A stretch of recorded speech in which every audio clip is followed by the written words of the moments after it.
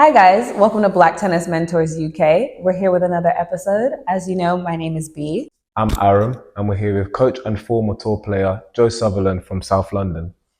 Thank you for coming, bro. Thank you. Thanks for the invite. Thank you. So, tell us about yourself. Well, my name is Joe. 37 years old. Feels like a bit of an interview here, but 37 years old. Have a big family, 3 kids, and a missus.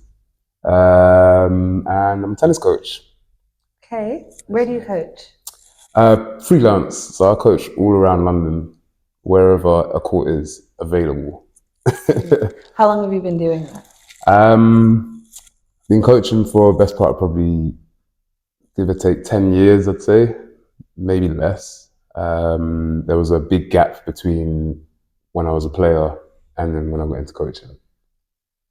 Okay. Is it grassroots? Is it adults? Coaching? Yeah, I coach adults of all ages, all levels. So I've got running a few groups from beginner level to advanced, intermediates. Do have a couple juniors as well, a couple young players that are up and coming, you could say, working with them. But it's not strictly just working with like a specific group. I work with anyone, you know? So good, that's so good. How did you get into tennis yourself? Wimbledon, as most kids do from London.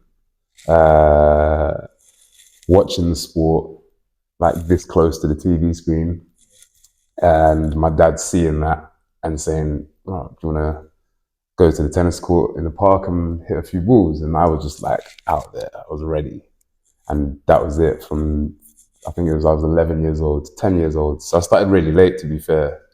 But yeah, it was from that moment my dad got me into a court. So I fell in love with the game, I guess. B, I don't know if I mentioned to you prior, but I actually know Joe because we used to work together at one of the tennis companies that I worked with when I was doing my undergrad. I'm called Lifetime Tennis. So I met Joe, and it was a great experience. Once again, similar to the story with Jaden, seeing another black brother on the tennis court, and we kind of had the understanding straight away of what we were trying to do as coaches, but then also trying to help our own players as well. So once we met each other, we instantly clicked, and it was a great experience. So I think it was something really cool. And since then, we've stayed in touch, and I've seen his journey progress from the stories that he'll tell us soon as a junior player to now becoming a coach and trying to help as many players as possible. So I thought it would be great to have someone like him on board to come and share his experiences, and also help the next generation of black tennis enthusiasts get into the sport. So that's our goal.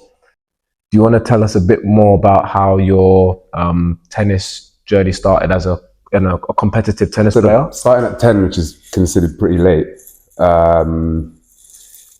there wasn't much emphasis placed on tournaments as such.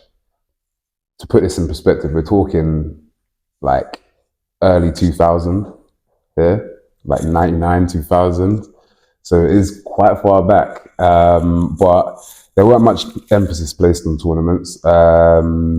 As I said, my dad got me onto a tennis court, and what I'll go into later is his efforts, his investment, his interest in the sport, and him just trying to bring me along and take me to different clubs and just feel my way around.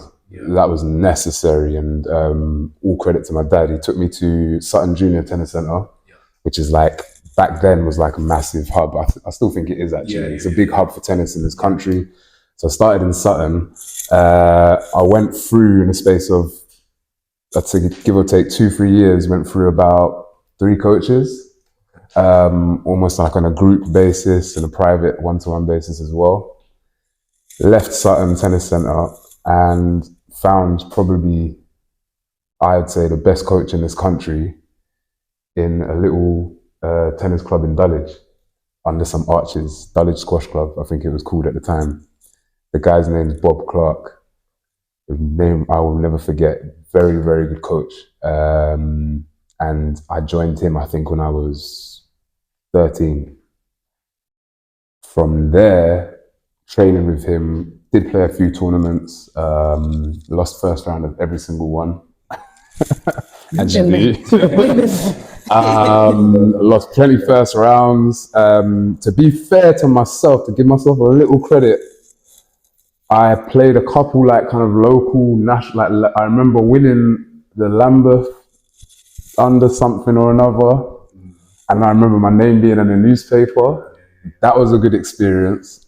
I won that tournament. At least I think I did. I can't remember how, but I did. I'm sure I did. But anyway, so I played a few tournaments here. Nothing too serious. Like I said, not a lot of emphasis was placed on that, and I think I still feel that's important.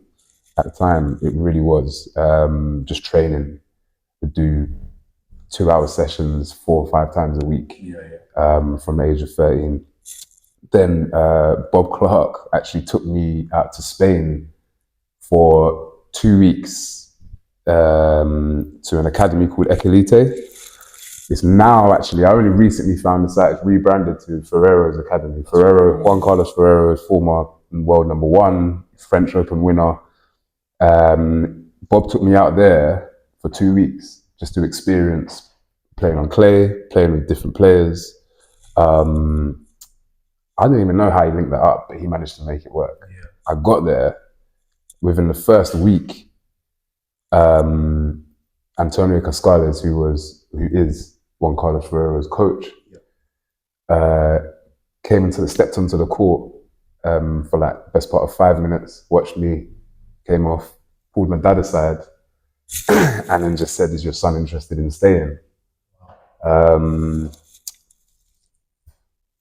Bob, obviously, as a coach here, the plan was to go out there for 2 weeks. I come back, had a great experience. Let's push forward now.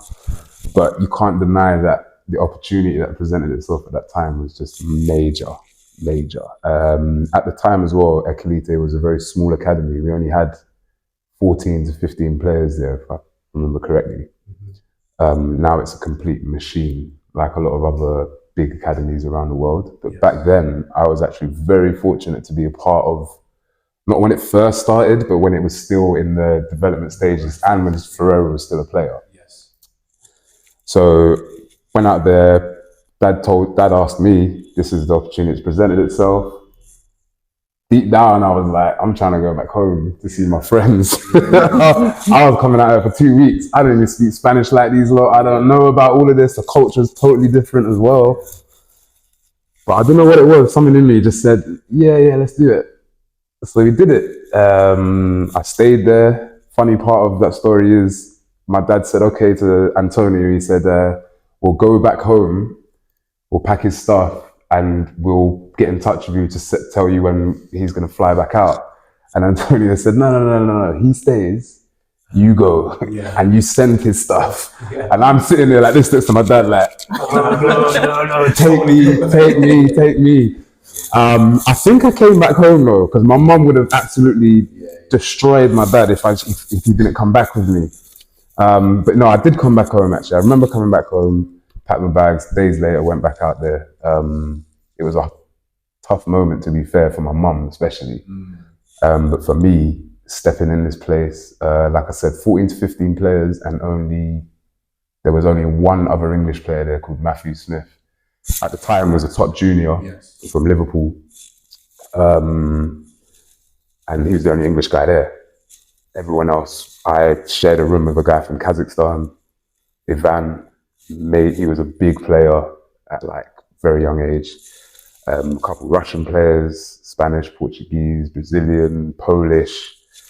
So there was like mixed bunch, but only one English person. And culturally, I'll be honest, like I was so out of my, like far away from anything that I knew, you know. So it's safe to say I got homesick pretty quickly and pretty often. They wouldn't necessarily let me free will just kind of go back home when I wanted, because it wouldn't make sense. It doesn't work for my development. So it was stages. There were periods in the year where I could go home for like a week, and it was fun coming home. Going back was the worst thing ever. Like talking tears in the car on the way to the airport, like not really wanting to. But getting back to the tennis, spent 2.5 years out there training at Equilite, best experience of my life. I'd encourage any tennis player that has the opportunity to go there and play their tennis. I would definitely say yes, go and do it. Even if it's costing a bit, find the money. Yeah. Left this bit out. The biggest thing, we're talking about the academy that trained Carlos Alcaraz. He was the best player in the world right now. Yeah. I didn't know Carlos Alcaraz. He was probably this high when I was playing at Equilite. Yeah. But walked the same grounds I'm walking on, plays in the same tennis courts and has the same coaches. Yeah. When he came out to Wimbledon, I was in touch with the coaches there, which was nice. Was waiting for my invite, but didn't get one. Hopefully next year. Yeah. Now he's a champion as well, you know. But but my time in Spain was very good. It was got into tournaments, played the ITF scene for a bit, played a handful of like 10K, 15Ks, which I'm sure today is like 20. I hear a lot of people talk about 25Ks. Yes. And I think to myself, back then, what were the 25Ks? How many 25Ks were there around? And I don't know if they were, but back then it was 10Ks, 15Ks. So I played a handful of those. Played obviously a lot of Spanish national tournaments and things like that. And then packed it in. Just got to a stage for me, like I said earlier, where I was so separate and so distant culturally, and struggled with that side. And then going to traveling, getting on a plane, going to this tournament, losing first round of qualifiers, and then sitting around waiting for the rest of the guys in the team to play their main draw. Some get to the semi-final.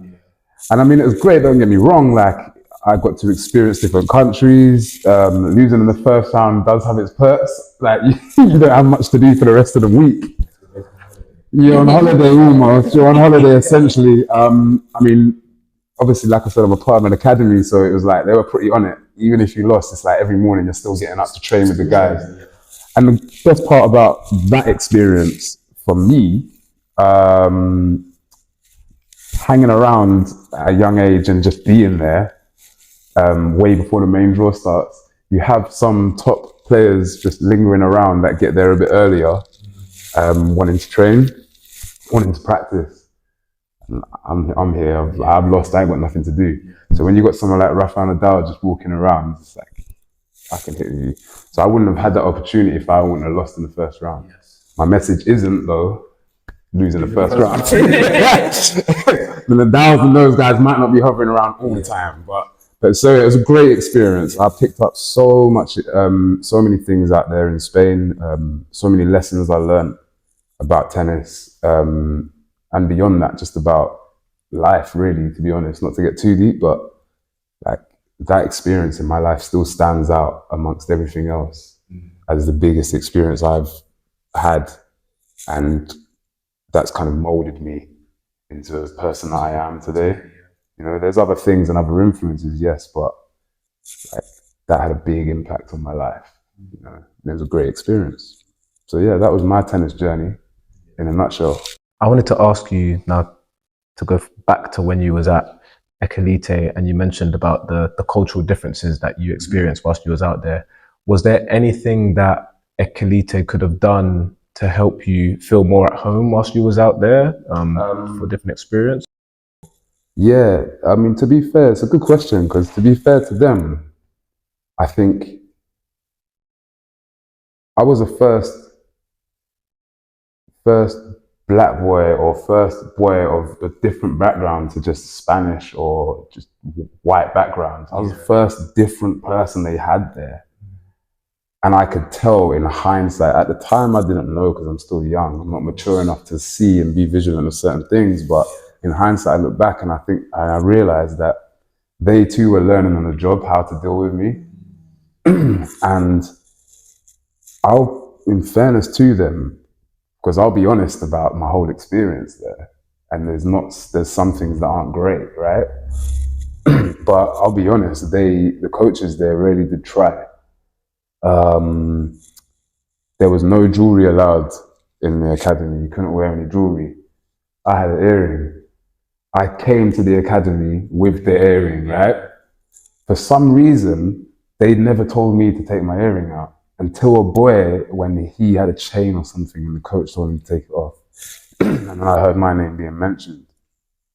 At this time I could speak Spanish, and I was thinking, I just heard them talk about, no, we want you to take it off. Don't worry about Joe.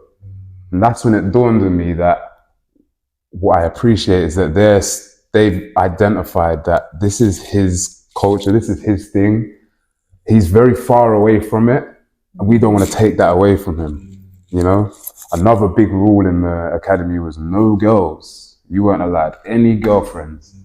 It was a male academy. We would have females would come through and stay in blocks, but we're talking Sharapova, Damachowska, we're talking about big professional players that will come to the academy and spend some time there. There were two little Russian girls as well, like big potential players that were there as well. But yeah, it was strictly males and no girlfriends allowed. It's a distraction. We'd go out in the weekends to the local town. The local town was a tiny town, you know, far away from everything. Like I used to get stared at. Like, who is this guy with dark complexion? I've never seen someone this dark in my life. I've never seen someone with those lips in my life. Like kids would just stare at me, you know? So it was those type of towns. And there was no girlfriends allowed. Believe it or not though, in that type of town, I still found a girl. And again, similar to the earring situation, they didn't press me about that. They knew about her, and all the boys would get excited when she would come to the academy gates, which weren't allowed in. And so obviously it got out to the coaches that, oh, Joe's got this girl coming to the academy. And they sat me down and spoke to me about it, and they just said, out of respect for the rest of the group. And I thought to myself, wow, are you telling me that I'm allowed to carry on and do what I'm doing? And I realized again, that's them trying to just allow me to just be me. They could identify that he's got control over himself. He's had a girl before. He clearly has, you know, I experienced things before. Like something I left out when I went there at 16, you're talking about a group of other 16-year-olds, 17-year-olds, 18-year-olds that played tennis from when they were 2, 3 years old and know nothing but tennis. That is it. Nah, so when we were going out in the weekends to the local town, I mean, there was nothing there, but if we would go to the town further on, they had bowling and McDonald's there. You see how excited these boys would get. The excitement was insane. You know, oh, we can go to cinema, we can go bowling, and it was just crazy, and you could tell it was just like they knew nothing else but that. So you had those things there that culturally it was just like they tried their best to make me feel comfortable. But at the end of the day, Spain is Spain. Spain's a racist country. I experienced a lot of racism out there, in the academy and out of the academy. The music they listen to, I'm a person that's very into my music. The music they listen to is very different to the music I listen to, the clothes they wear. And don't get me wrong, I was setting a whole heap of trends out there. The little border thing we do, Aaron, well, you're still young, but I know you've had a border before, right? Listen, when I started doing that, and I'd go home and I'd get my hair cut, I'd come back with a border. 3 months later, the whole town, these boys with these little mopeds, I've got these little homemade borders on, and I'm like, wow. And they used to call me fashionista or something like that. It's like the fashion boy. You know, I'd come back home and bring some clothes back with me, and they would be interested, but it was just very foreign to all of them and foreign to all the players. So culturally, it was very, very, very different, very separate from what I'm used to. So that made it a struggle, 100%. And I don't think at the time, there's definitely nothing they could have done to really change that. You know, there's nothing they could have done. Give them credit for trying. Sorry, not to babble on, but the biggest experience of them trying that they gave to me was when I was really homesick, and I wanted to go home. They said, you can't, because we've got your tournaments coming up, this tournament's coming up, that tournament's coming up. You just can't go home. And I was like, at the end, like ready to pack it in. And I say, I'm going home. You lot can't tell me I can't go home because I'm at that point now, right? They said, all right, cool, you can come home. You can go home, but you got to come with us. And you got to train with Juan Carlos every day. I was like, what do you mean come with you where? To Wimbledon. So I'm like, all right. definitely come to Wimbledon with you. 100%. Like, I won't even go home. Like, you know, like, so that was the biggest, them trying again, the support that they gave me and the things that they would identify. They could see, okay, this Joe's really homesick. He's missing his family. He's missing it. And he's at his end. He's coming to this point in his career where he's really looking to pack it in. So let's give him something that would boost him. Best experience of my tennis life, being a player guest at Wimbledon, getting into the players' lounge, the change room. I met Chandler from Friends. Wow. Came up to because remember, you didn't know, but the year that I went to Wimbledon, Juan Carlos just won the French Open. So it was very much people coming to Juan Carlos. So congratulations. Yeah, and Chandler's a big tennis fan. Yes. Matthew Perry, I think his name is. Rest in peace. But Matthew Perry is a big tennis fan, and I met him when I was there. He's short as hell. I was like, wow, you're the guy from Friends, though. That's crazy. Sergio Garcia, massive Spanish golfer, came and sat down and have lunch with us. Like, and then the biggest thing, playing on the courts and playing right next to Venus, and her dad, just simply because I was a coloured boy, came up to me and, how you doing, son? And I literally watched Richard go around the like kind of the facilities, basically, just going around the grounds, and any black person he spotted, he would make an effort to, how you doing, sir? You're right, nice to meet you. And I used to love that about him, because this is an era, remember, we're talking still very early. Juan Carlos just won a French Open, that's a long time ago. Yeah.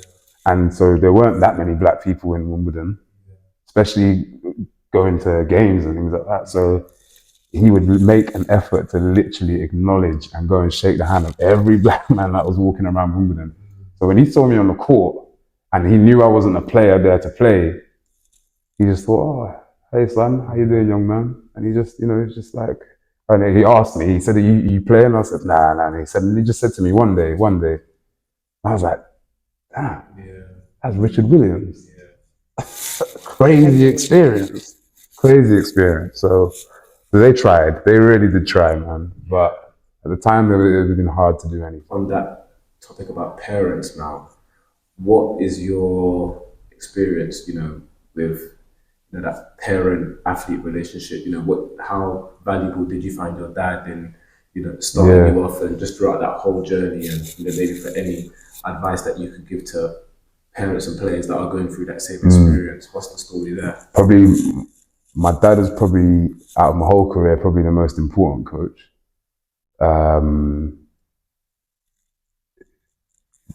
It's the role that he plays and my mum plays as well. Like, my mum wasn't as involved as my dad, but it was just, they all have a role. Yeah. I didn't know what that role is. They didn't know what that role is, right? But we were just going on with things and just moving forward. But again, like I said, in hindsight, I look back and I think the role that my dad played in my career and my mum played, it was just very important and it was necessary.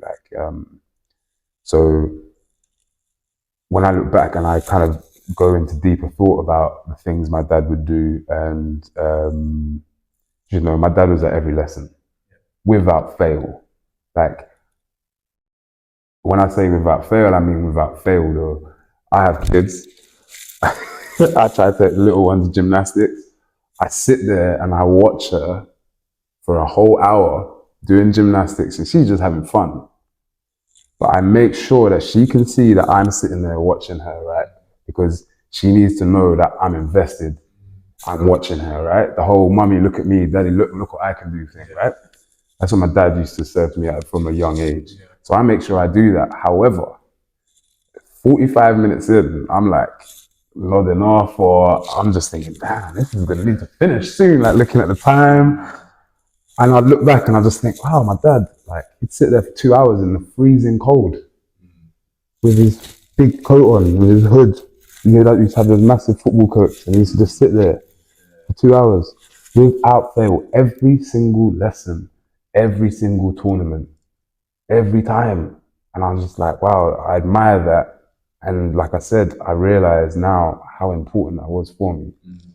So, which is why, more than for me personally, my aspirations as a coach, it's not just, I don't actually want to just be on the tennis court physically coaching players. I want to be working with the relationship between the parent player, relationship between the coach and player, which in some cases might be me, but I just feel there isn't enough importance placed on, or not importance, but I don't feel there's enough parents out there that are actually being educated correctly to manage their child or children in the sports world, let alone tennis. I can only offer my information from my experiences, which is in tennis, right?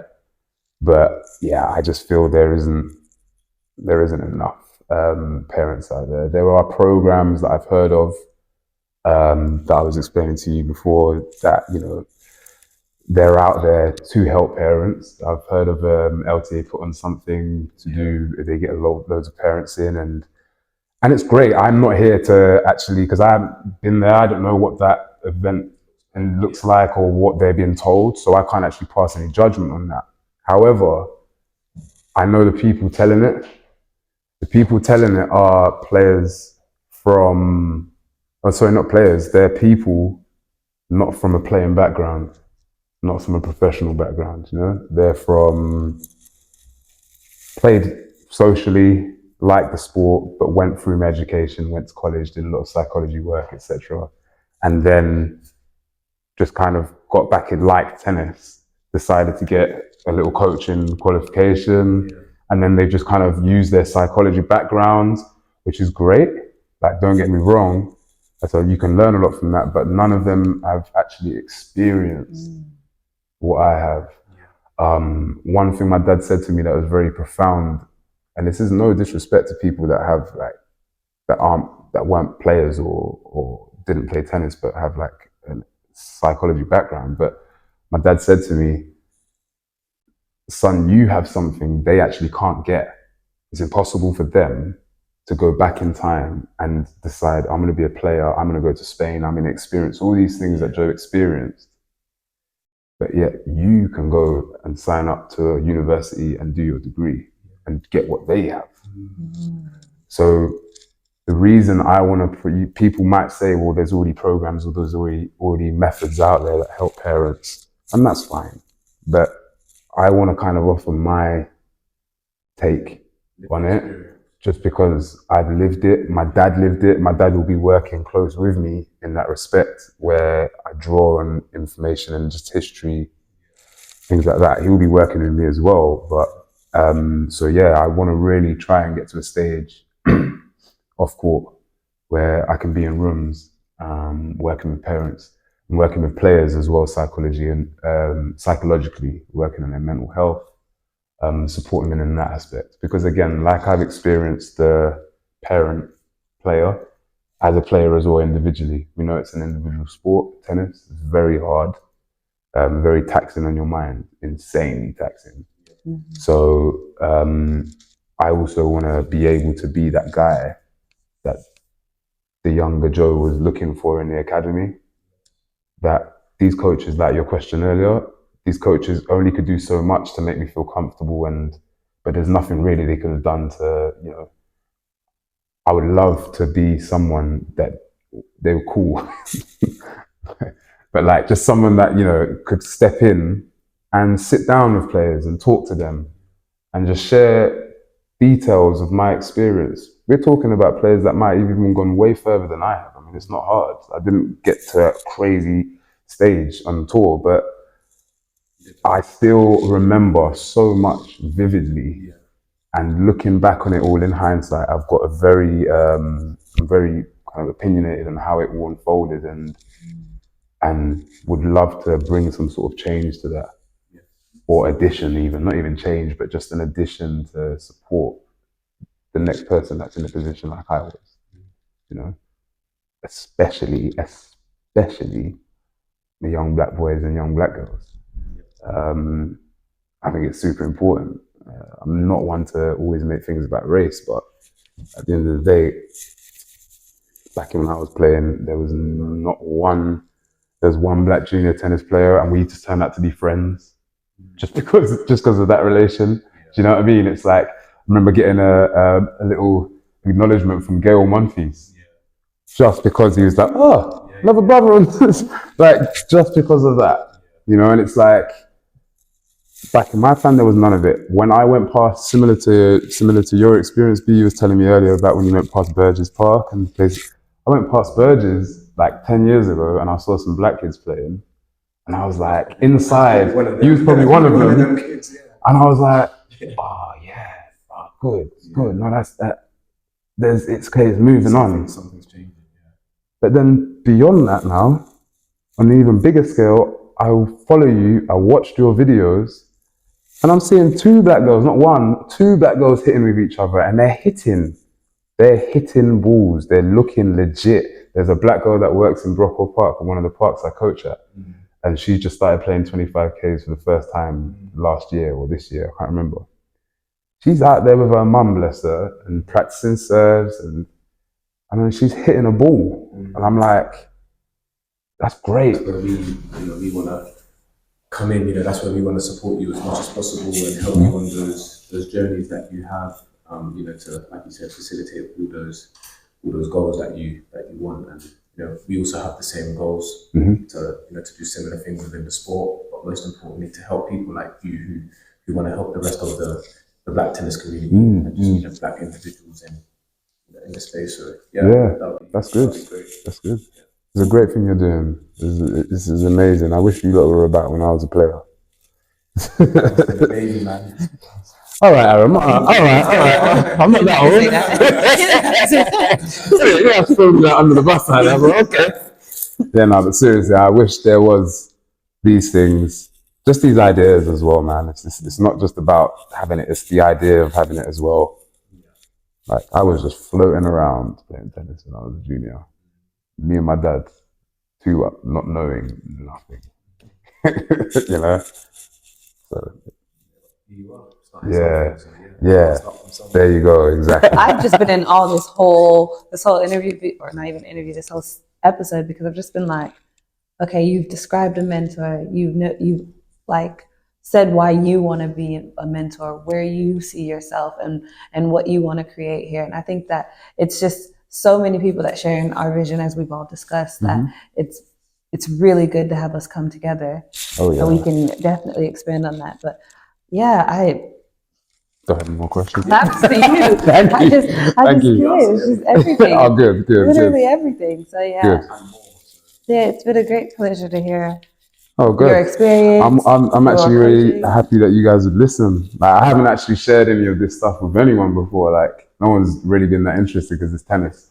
I don't have a friendship group that are really interested in tennis. Well, I guess talking about merch, I guess it's probably that time where we should give him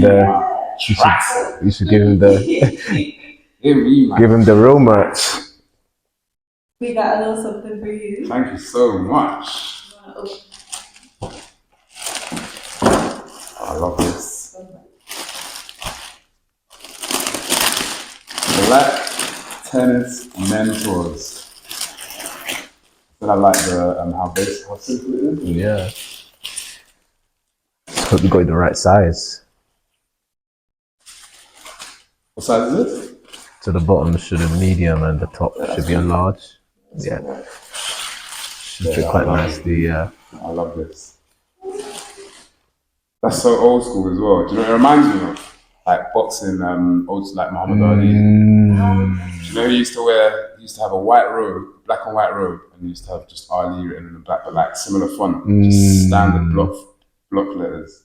Yeah. Nice. Thank you very much. Yeah. No worries. Glad to be part of the team. Yeah. Shout out to Believe and Achieve. That's where we get our merch from. So yeah, man.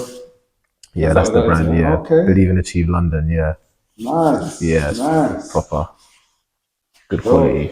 Let's get to work, guys. Let's get these black kids out and playing some big tennis and kicking ass. Yeah.